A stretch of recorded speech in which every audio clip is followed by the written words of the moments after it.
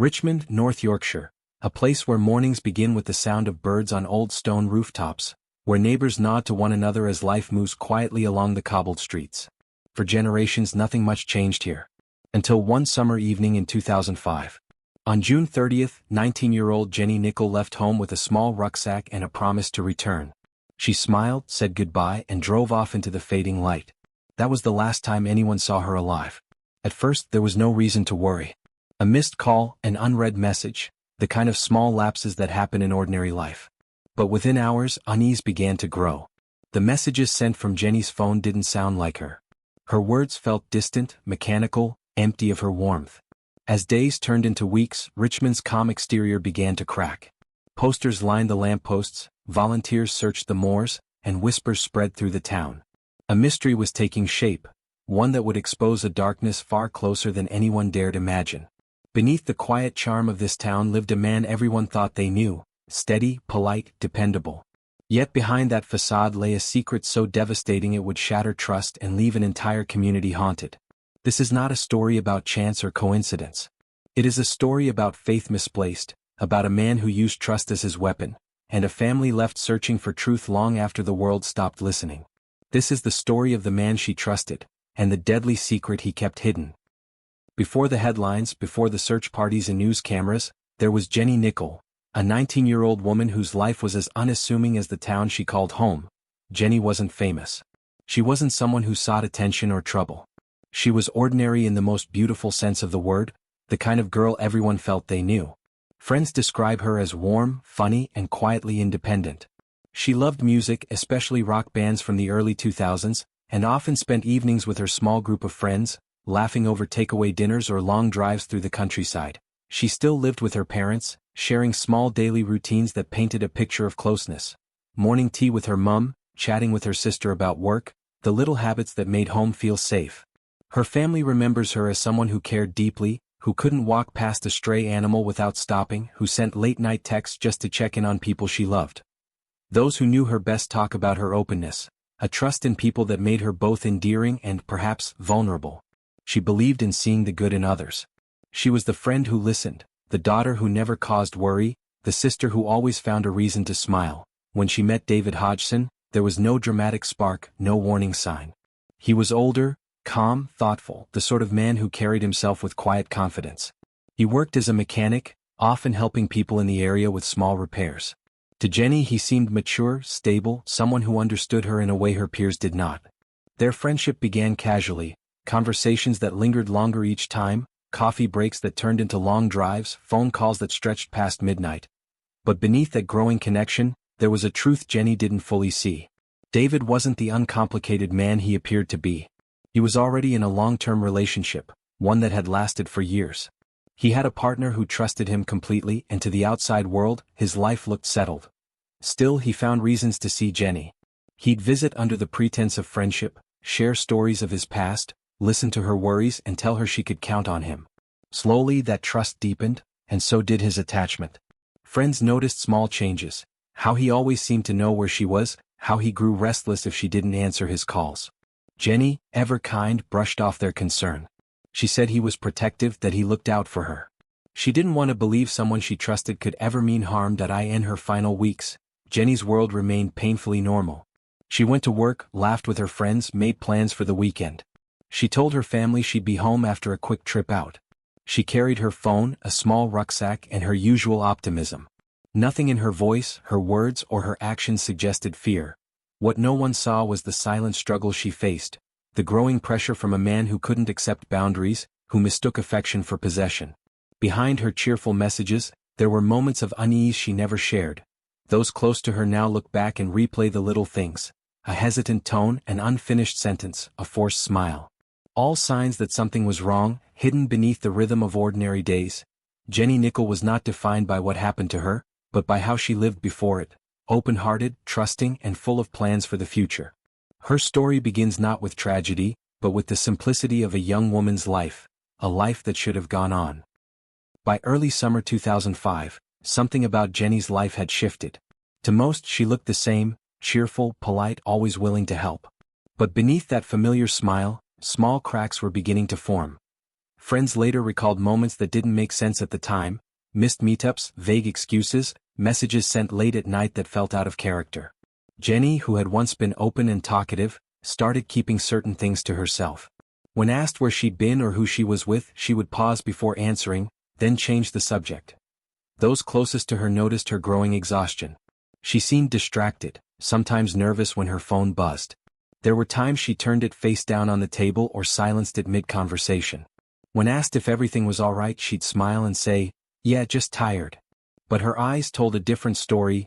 David Hodgson's presence in her life had grown heavier, not violent, not overtly alarming, but consuming. He'd begun to show up unannounced, at her workplace, outside her home, or in places she mentioned casually in conversation. What Jenny mistook for care was control. What seemed like attention was surveillance. Friends recall how she'd mentioned feeling smothered, though she never said by whom. One friend remembers her once saying, "He doesn't like when I go out with other people," followed by a nervous laugh as if to make light of it. The more she tried to create space, the more David tightened his hold. He'd question her whereabouts, accuse her of lying, then apologize and promise he was just worried. His mood would swing sharply, gentle one moment, cold the next. Jenny, trying to keep peace, learned to tread carefully around his emotions. In private, David's long-term partner noticed changes too. He was leaving home more often, returning late, distant and distracted. When questioned, he had ready answers: errands, work, helping a friend. No one suspected the depth of his double life. Around this time, Jenny began mentioning plans to take a short trip, time to clear her head. But her tone was cautious, as if she feared someone might overhear. She'd grown quieter at home, though she still laughed when her sister teased her about her music taste or her messy room. The world saw a carefree girl. Behind closed doors, she was trying to navigate a growing storm. On certain evenings, neighbors would see her sitting in her car for long stretches, phone pressed to her ear, expression tense. Once, a local shopkeeper remembered her stopping by just before closing, seeming flustered. She bought a drink, looked as though she wanted to say something, then left without a word. Every story like this, every memory from those who loved her, shares a common thread: unease. None of them could name it then, but they felt it. Something was wrong. Something was closing in. Meanwhile, David's behavior was becoming erratic. He told conflicting stories about where he'd been, offered unnecessary details, as though rehearsing his alibi before anyone had even asked. He began withdrawing from his usual routines, missing work, spending hours driving through the countryside, sending Jenny messages that shifted from affectionate to angry within minutes. One of Jenny's last text exchanges with a friend hinted at fear. She mentioned wanting to get away for a bit, but promised she'd be fine. It was the kind of message that feels ordinary in the moment, until it becomes the last thing you ever hear from someone. The days leading up to June 30th were marked by silence. Fewer calls, fewer visits. To outsiders, life seemed still. But behind that stillness, the tension had reached its breaking point. No one in Richmond knew it then, but they were standing on the edge of a tragedy that would haunt the town for years to come. June 30th, 2005. Richmond woke to the kind of morning that seemed impossibly ordinary. Clear skies, the scent of rain still lingering in the air. People went about their day as they always did, unlocking shops, greeting neighbors, sipping tea by the window. But inside one home, a 19-year-old girl named Jenny Nicholl was preparing to step out for what would be the last time anyone ever saw her alive. She left quietly, carrying a small rucksack, her phone, and a promise that she'd be home later that night. She smiled to her family before she walked out the door. The morning passed without alarm. Around 9:30, Jenny sent a short message to a friend, simple, casual, unremarkable. Then her car was seen leaving town. She was alone. No one followed. From that moment, the timeline began to blur. By late morning, phone data placed her near the outskirts of Richmond, open countryside, long roads that wound into silence. Someone later recalled seeing a car matching hers parked along the edge of a field. Another remembered a brief exchange between two people, one of them a young woman who looked unsettled. No one could say for certain what they'd witnessed. David Hodgson claimed he was home that day. Said he hadn't seen Jenny, hadn't spoken to her. But his phone told another story. Calls and messages placed him moving along the same routes she had taken. It was as if his shadow followed hers, quietly, deliberately, unseen. By afternoon, Jenny's phone went silent. Her mother assumed she was out with friends. Her sister tried calling later that night, no answer. Hours slipped by, and still there was no word. When morning came and Jenny still hadn't returned, her family's unease turned to panic. She wasn't someone who disappeared without explanation. She always called. She always came home. The police were notified, and what began as a missing person report soon grew into a desperate search. At first, officers treated it as routine. A young woman might leave for a few days, they said, maybe to clear her head, maybe to visit someone. But those who knew Jenny insisted, this wasn't her. She hadn't taken clothes, money, or anything that suggested she planned to go away. Volunteers joined the search. Friends, neighbors, strangers. Posters went up across Richmond. People combed through fields, rivers, and woodland paths, calling her name into the empty air. Each night ended the same, no trace, no sign, no answer, then a flicker of hope. Text messages began coming from Jenny's phone. They were brief. I'm fine, one said. Don't worry, another. At first her family clung to them like lifelines. But soon doubt crept in. The words didn't sound like her. Her tone, usually warm and playful, had vanished. Her mother would later say she knew deep down that those messages weren't from her daughter. Investigators traced them. Every message was sent from cell towers near David Hodgson's home. The weight of suspicion began to fall. David grew defensive, erratic, and strange. He offered explanations no one had asked for, details that made no sense. While police continued their search, he grew quieter, as though waiting for something to pass. And then, after days of searching, the tone of the investigation changed. The public statements grew shorter. The optimism in officers' voices began to fade. The official announcement came quietly. Police confirmed they no longer believed Jenny was alive. What they had found was enough to shatter every remaining hope, though the details were withheld, out of respect, and because some things were too painful to say aloud. In that moment, Richmond changed forever. Streets that once felt safe now carried an unease that couldn't be named. Shopkeepers lowered their signs earlier. Parents watched their children more closely. And in every home, the same question echoed, how could this happen here? The town that had once seemed untouched by darkness had discovered that trust, the very thing that binds a community, could be used as a weapon. Jenny Nicholl had trusted someone who hid the truth behind kindness, someone who wore normalcy like a mask. And on that quiet summer day when she stepped out into the sunlight, she could never have known that she was walking straight into the hands of the man who would take her life. By the time detectives arrived at Jenny's home, the hope that she had simply gone away for a few days was already fading.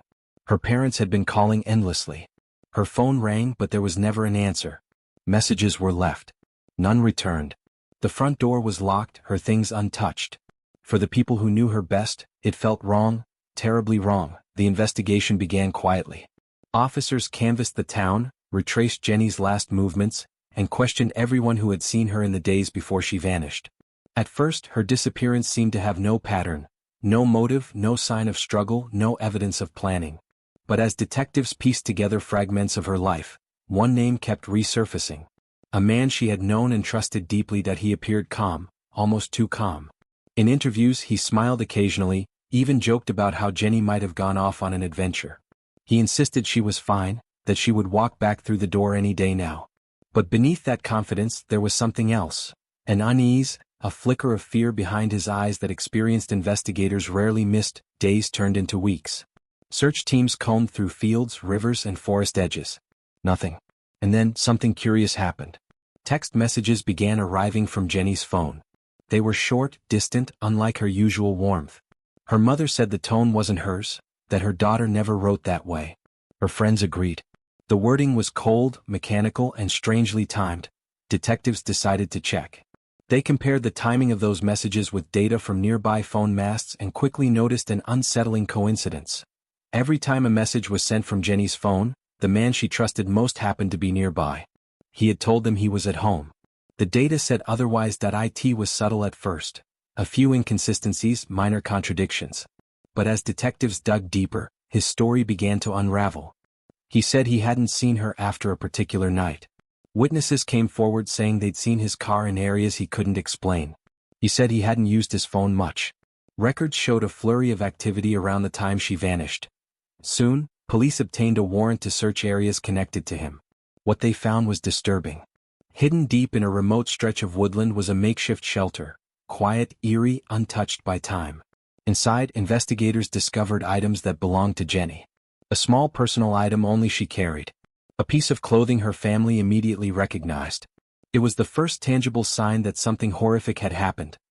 Back at headquarters, forensic specialists worked around the clock. They examined every trace, every fiber, every digital footprint. Bit by bit, a pattern of deception came to light.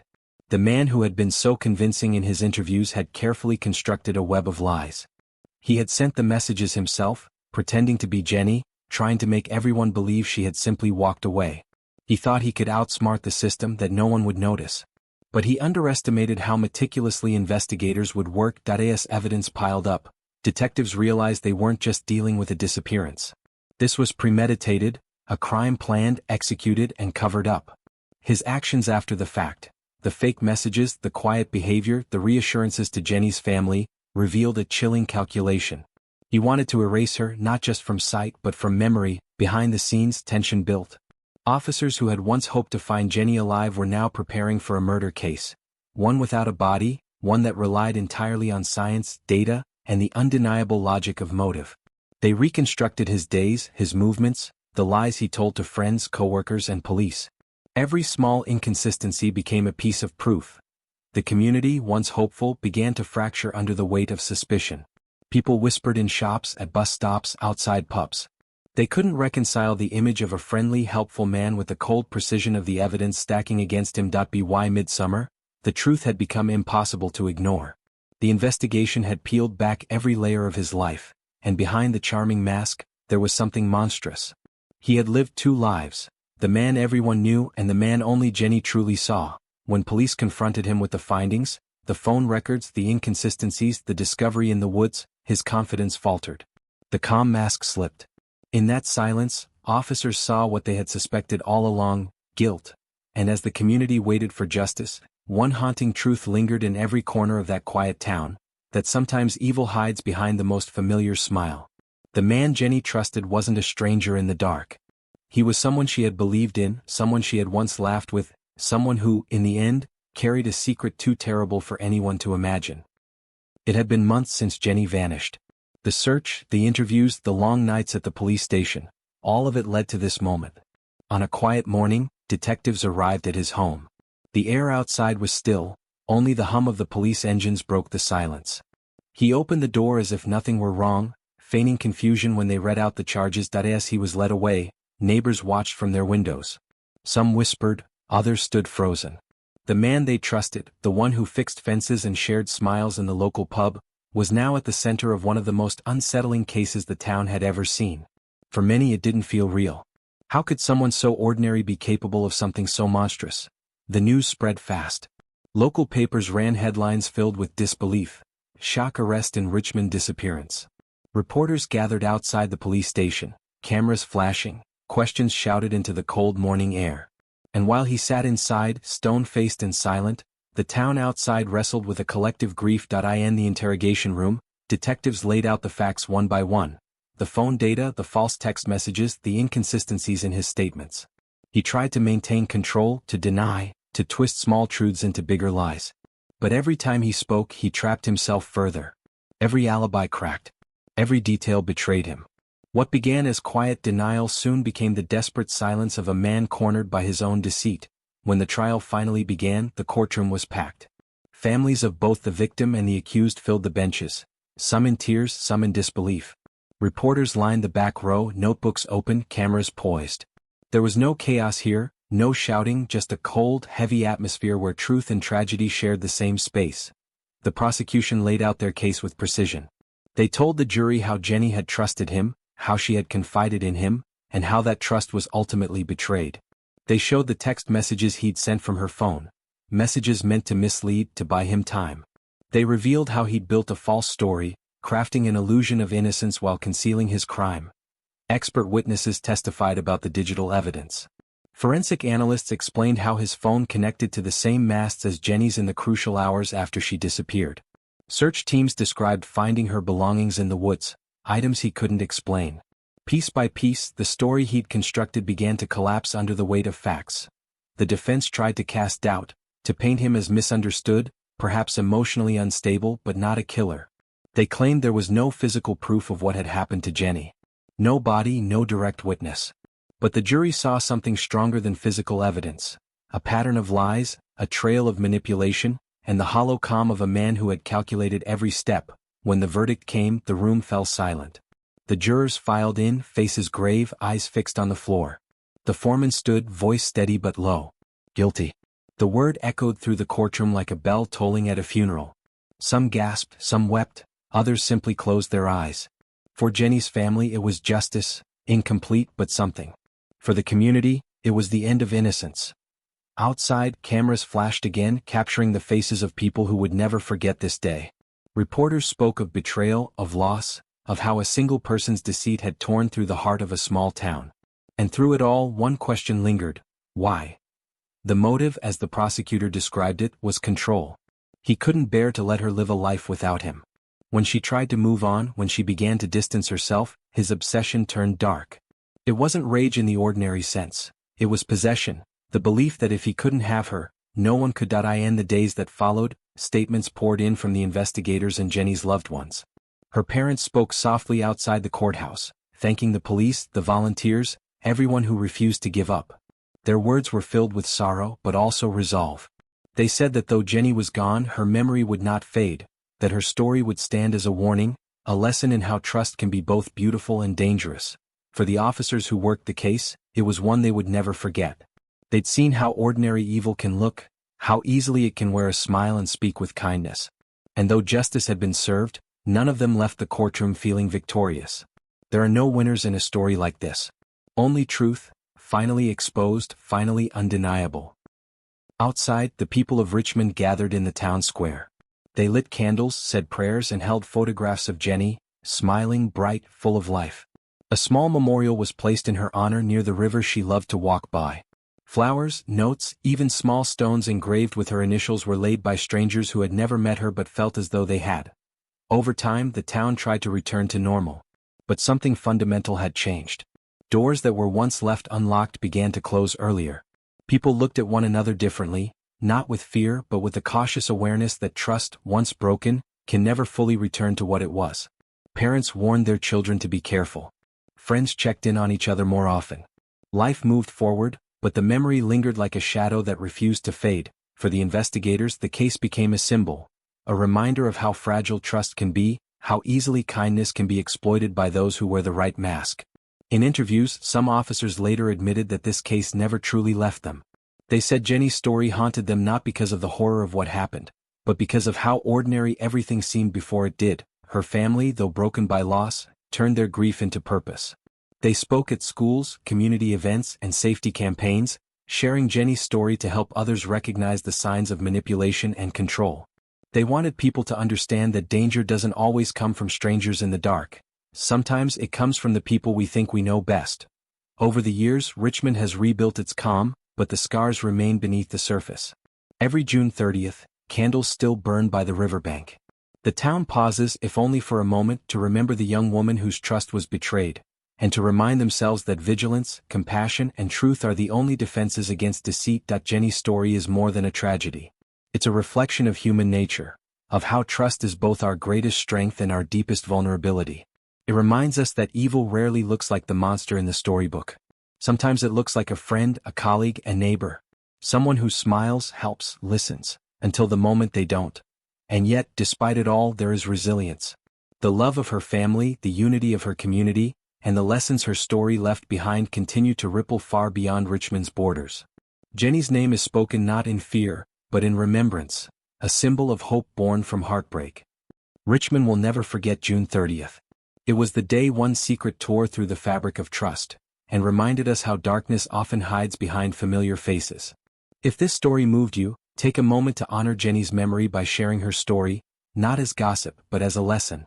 Talk about the signs of control, of obsession, of manipulation. Support organizations that help victims of abuse and missing persons investigations. And remember, awareness saves lives. Subscribe to the channel for more true stories told with honesty, care, and respect. Stories that remind us that truth, no matter how painful, is always worth finding.